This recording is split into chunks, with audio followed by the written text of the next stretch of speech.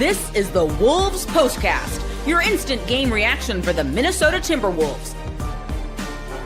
Part of the Locked On Podcast Network, your team every day.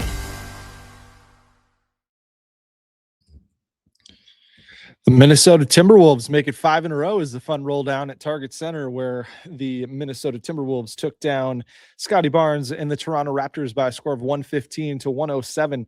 Wolves are now 6-1 since the All-Star break, 8-1 in their last 9. And don't look now, but they're the 3rd seed in the Western Conference, thanks to the Rockets' overtime loss at home to the Golden State Warriors. What's going on? Back at it tonight for another Timberwolves postcast on the Locked On Podcast Network, which, thanks to all of you, is now the #1 sports podcast network nationwide. I'm Jack Borman, flying solo tonight without my co-host Luke Inman, who will be back with us on Saturday. This is our live reaction show, which goes live within about 10 minutes of every game going final. So if you're listening on the Locked On Wolves podcast version of the show, please be sure to check us out on YouTube.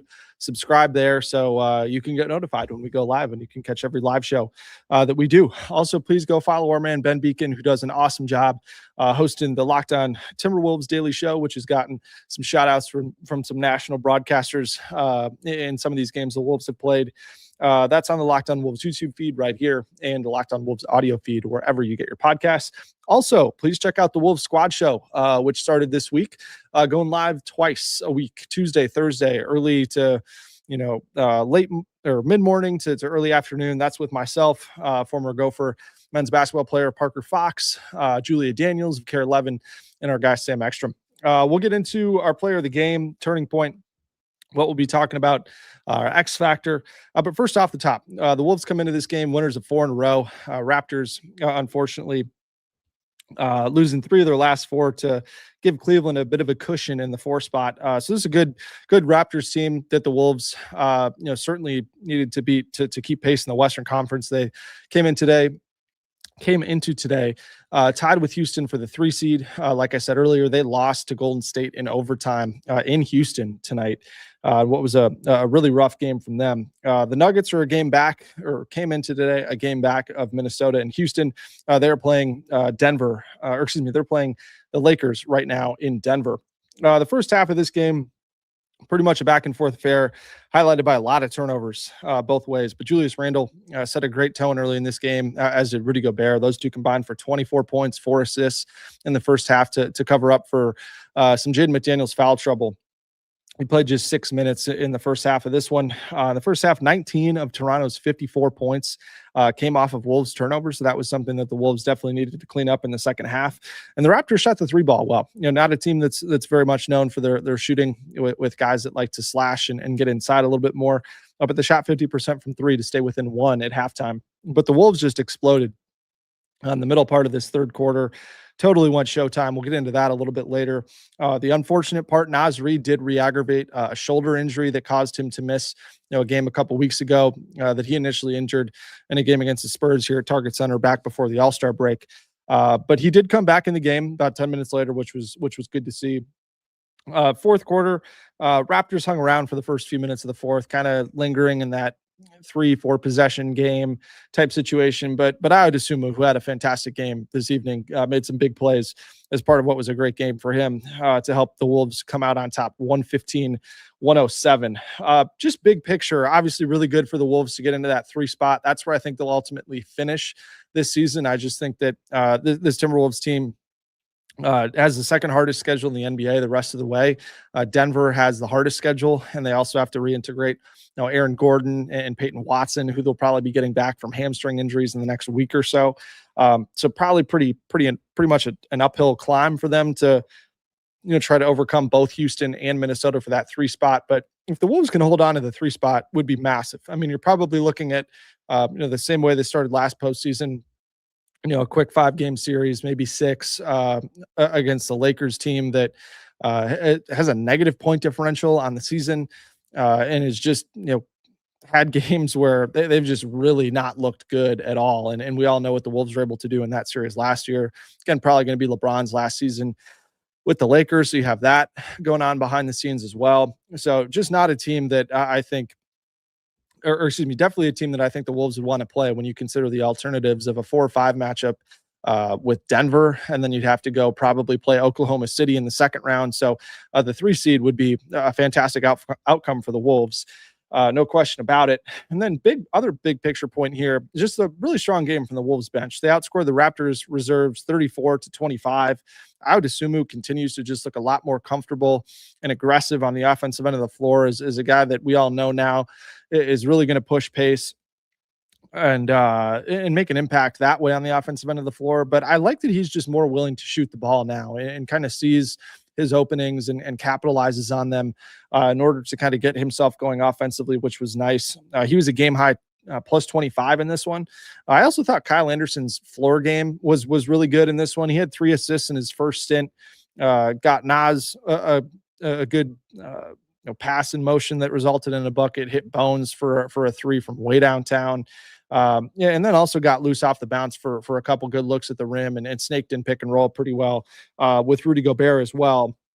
Wasn't his best defensive game. Gave up a couple of and ones on some bad fouls, but again, we know what he can do defensively, and the Timberwolves have been consistently excellent defensively when he's been on the floor. Going back to when he was in a Wolves uniform the first time around. Again, but the fact that his offense was as good as it was for the most part tonight, I think was pretty encouraging to me, despite him being minus 11. But he's definitely ascended into that 8th man spot, and I would fully anticipate that Chris Finch continues to keep him there over Bones Highland. I just think that while Bones, I think the ceiling with Bones is probably higher just with what he can do as a scorer. I think Chris Finch probably trusts the consistency and the higher floor that you get with Kyle Anderson, just considering his 2-way impact. And then Nas Reid, 12 points, 6 rebounds, but he was just limited to 21 minutes in this game.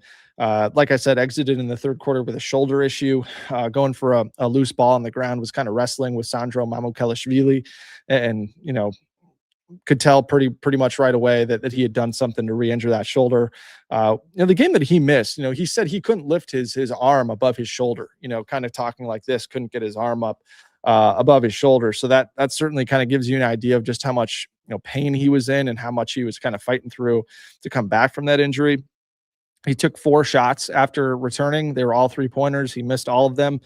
So hopefully he can get right and play against a big physical Magic team that does a great job getting to the free throw line. So they could potentially, really end up needing him if guys get in foul trouble. So, all in all, a really good win for the Timberwolves in this game. I think too, when you consider the Wolves had they have a combined 33 points off turnovers and second chance points is a really good number against a Toronto team that certainly does a really good job of flying up the floor and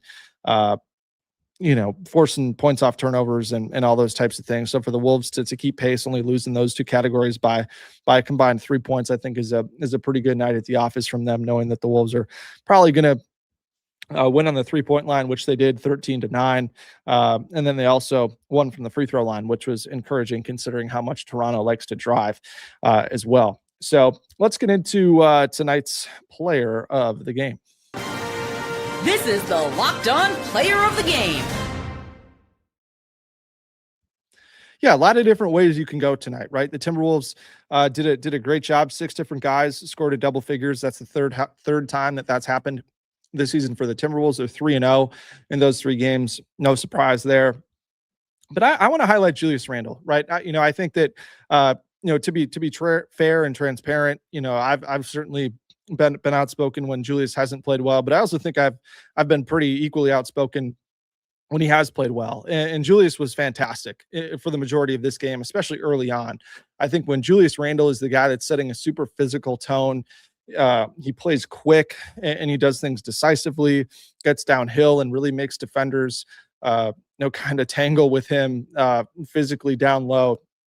He can really wear on a defense and then, help get the Wolves in the bonus too, which I think is really important as well, considering that, offensive rating in the bonus is significantly higher in the NBA than it is when you're not in the bonus, and just puts the interior of defenses in a bind. And I think that allows guys to corner crash. It allows Rudy to be more active on the offensive glass when Julius is getting downhill. And so That was fantastic. He got to the line eight times in this game, which is always a good thing. He made 7 of them. He's been one of the only Timberwolves players that seemingly you're surprised if he misses a free throw.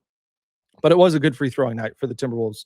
78%. They made 18 of their 23 attempts, which is honestly a great night for the Wolves. And we should be, celebrating when that happens. And the first number of their free throw percentage doesn't start with a 5 or a 6. So, but Julius Randle in this game, 17 points, 8 rebounds, had 4 assists to just 2 turnovers.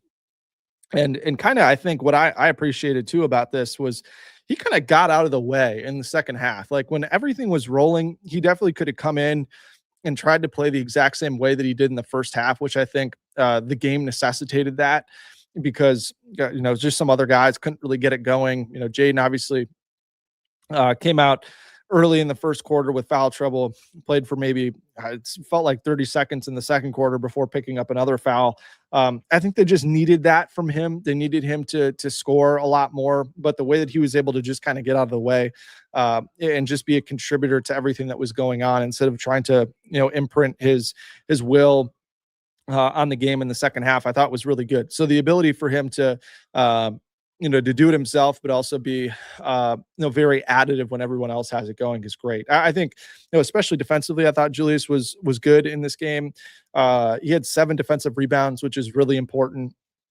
For he and Naz, Naz obviously had his time cut short, but, in the first half, I think those guys combined for 10 defensive rebounds, which is an excellent number for those two beside Rudy Gobert. So that was great. I think the only knock one other thing I should mention with Julius with rebounding, he did a great job flying up the floor after collecting rebounds in this game, which was awesome. And I think something he can certainly do and something I think the Timberwolves want him to do more of. The only knock on Randle, I think, is just the 3-point shooting. He came into tonight 3 of 19, about 16% from 3 since the All-Star break. Went 0 of 2 tonight, so now 3 of 21 since the All-Star break. So hopefully that's something that can progress to the mean, if you will, over the final 19 games or so for the Timberwolves. So we'll come back after the break with our turning point and our X Factor.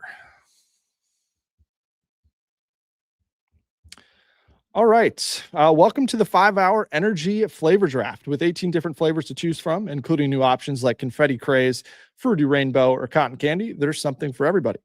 The board is set, flavors are ready, and I've got my number 1 pick for the 5-hour energy flavor draft. I'm going with grape, Concord grape flavor, really similar to grape juice or candy. It's got that smooth, almost syrup-like fruit profile.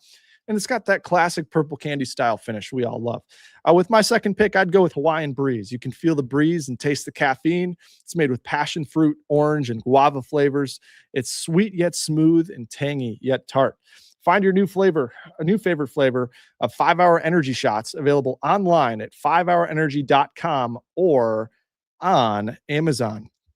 Today's show is also brought to you by Gametime. There's nothing like being in an NBA arena. The crowd, the energy, the moment. We sure felt that tonight. Getting tickets, though, that part hasn't always been so simple. That's why Gametime has become the go-to app for scoring tickets fast without the hassle. It puts the advantage back where it belongs, with the fans. You can pull up the Gametime app, pick an upcoming NBA game, and get your tickets locked in within minutes. I love seeing all the prices up front. I think that's great. So there's no surprise fees at checkout. Zone deals are also great. You can choose your section. Gametime can pick the seats, and then you save, gets you the best deal. We've got great last-minute options, too, with NBA tickets showing up at really good prices relative to the rest of the market. So you can take the guesswork out of buying NBA tickets with Gametime. Download the Gametime app, create an account, and use code LOCKEDON for $20 off your first purchase. Again, that's code LOCKEDON for $20 off. Download the Gametime app today. And remember, it's gametime.co, not .com. And finally, today's show is also brought to you by TurboTax. It's tax time, but for a lot of us, the old way of doing taxes is a lot. Trying to book an appointment that's not the most convenient, sitting in a waiting room with a stack of papers, emailing back and forth, wondering if they really understand your situation. But this year, you're getting a major upgrade. Intuit TurboTax now has in-person locations nationwide, so you can meet face-to-face with a real tax expert, and your documents get uploaded straight to your TurboTax app right there on the spot. And just like that, you're done. Your TurboTax expert works to get you every dollar you deserve while you get real-time notifications as you go about your day. It's the relief of walking in and meeting a real person and walking out knowing that your taxes are being handled right. Head to turbotax.com/local to find a store near you and book your appointment.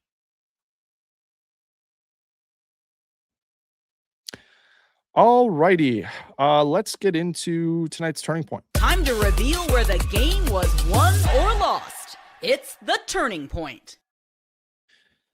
Yeah, the Timberwolves won Showtime in the third quarter, and it was a ton of fun to watch Target Center. The crowd was absolutely electric the entire time. The Wolves went on a 21-5 run from about the 7:48 mark to the 2:26 mark to turn a 1-point deficit into a 15-point lead. I really enjoyed the foundation that it was built upon, right? You had Rudy Gobert, who was absolutely excellent all night long on the defensive end of the floor. He was playing great. They tried to get him out on the island several times in isolation, and he did a wonderful job D'ing up Scotty Barnes or Emmanuel Quickly. Brandon Ingram, too, tried his hand at Rudy. It just didn't work. And then there were a lot of good Dante DiVincenzo hustle plays, right? He played cornerback and kind of jumped the route on Brandon Ingram for an interception that got the crowd really going. Obviously, we had the Anthony Edwards poster over RJ Barrett, which was fantastic. But it really went to another level when Naz Reid scored 5 straight points. The first of which, Rudy Gobert got an offensive rebound, hit a nasty cross for Rudy standard crossover, and then threw that kind of famous throw it, then look away pass to Naz Reid. And while Naz was shooting it, you know how Steph Curry will kind of do the thing where he'll turn and face the bench immediately after shooting it. Rudy just flashed up the 3-point celebration at the bench as Naz was shooting it. And the bench was just dying laughing. And from my angle, it was just kind of the perfect view at the bench, which was hilarious. I was laughing, and the crowd was just going bananas. And then right after that, you had Anthony Edwards with a really nice dump off pass to Naz Reid for a dunk. And the crowd was just on another level tonight. It was an awesome crowd at Target Center. But my favorite part about the run was just it was like an everybody eats run. And I mentioned in the first half that the Wolves, I think they had something like 11 turnovers, and I want to say Toronto scored 19 points off of those turnovers. So the best part about this run, not only was that everybody ate, right? Dante had 7, Ant had 5, Io had 5, Naz had 5. But they had no turnovers in that stretch, which was great. And the Wolves only had 2 turnovers in the second half, which is a huge part of their offensive efficiency in the second half, which was fantastic. The Wolves had a 133 offensive rating in the second half. And again, the crowd was just unbelievable. A ton of crowd pops in that second half, which was a ton of fun. So let's get into our X Factor. It's time to reveal who made the biggest under the radar impact with today's X Factor. Yeah, I feel bad. We're running out of time. Don't get to give Io Dosunmu quite as many flowers as we would have hoped here. But Io was fantastic in this game. He had 13 points, 3 steals, and a block in 27 minutes. In those 27 minutes, the Timberwolves were a plus 25. So in a game you win by 8, it's pretty massive. I want to highlight just the kind of the variance and the kind of well-rounded nature of how he scored the ball. He got off, made a couple of middies to start the game, jump shots, then had one of several really tough transition finishes, kind of in a 1-on-2 situation. Made a straight-on 3 from an Ant pass as part of that third quarter avalanche that we talked about. And then Slow-Mo was handling the ball at the kind of at the elbow nail area, and he had a great back cut for an easy bucket. And then was driving left in transition. Had a really nice, tough left-handed layup, that was up higher than the box on the glass. So it was just kind of every which way that you could have asked Io Dosunmu to try and score the ball. He certainly did that tonight. And again, for him to have 13 points, 6 of 11 shooting was fantastic, and 4 stocks as well is great. And I think just defensively staying there for a moment, he completely took Jamal Shead out of this game. And Jamal Shead's been a really serviceable, solid backup point guard for the Raptors this year. And he played his college ball at Houston. And for those of you that know anything about the Houston Cougars basketball team, they get in your jock and they play some on-ball defense. And so there's no question that he saw a bunch of bunch of pressure in practice. So for Ayo to be able to impact him that way was certainly notable. And then also had one of the more important plays of the game, I thought. Forced a really important turnover on Brandon Ingram around the 7:30 mark of the fourth quarter that led to a Jaden McDaniels kind of pull up three and a Raptors timeout. And the arena was kind of dead for 2-3 minutes before that. The Wolves had gone about 2 minutes without a field goal and certainly contributed to that. But, Toronto was just kind of hanging around before that. And the Wolves just cruised after, Ayo made that play and got it ahead to Jaden. So I thought it was fitting that he kind of made the play that resulted in the knockout punch. So finally, let's get into what we'll be talking about tomorrow. This is what you'll be talking about. Yeah, sticking with Dosunmu, I just think that you can't say enough about how Tim Connolly and his staff helped the Wolves turn minutes they were getting from Mike Conley and Rob Dillingham into Dosunmu and Kyle Anderson. I think that those two guys just provide such a well-rounded impact on the game. I think when you talk about Ayo, you get pace, really good point of attack defense, just a really smart all-around defender and player on the offensive end that can play on the ball, off the ball just as effectively. Is really good size for a combo guard and a guy that fits with both Rudy Gobert and Reid, which is really important for anybody on this roster. And the same can be said for Slow-Mo, right? I think again his impact shined tonight too as a guy that can fill in and playing defensive minutes on the wing when Jaden McDaniels gets in foul trouble. He guarded guys like Scotty Barnes and Brandon Ingram. And can organize the offense like we've seen and operate both as the handler and the screener in the ball screen game. So I think that those two guys have been really good the last two games, and there's no doubt that they'll continue to play really important roles for the Timberwolves. But I just think it's rare that you're able to upgrade your bench unit that meaningfully in such a short period of time like the Wolves have so far. And so obviously things can change, but that would not surprise me if swinging turning Mike Conley and Rob Dillingham into those two guys takes the Wolves from a team that potentially could have bowed out in the first round to a team that could be back in its third straight Western Conference Finals. So that's been really fun to follow, and hopefully will continue to be very profitable for the Wolves going forward. So thanks again for joining me tonight. That's going to do it. Luke will be back with me on Saturday afternoon after the Wolves take on the Orlando Magic at Target Center. That is a 2 p.m. tip-off on Prime Video. Michael Grady will be in the building on the call for that one. So we'll see you around 4:45 p.m. on Saturday afternoon. But until then, I'm Jack Borman. I'll catch you next time.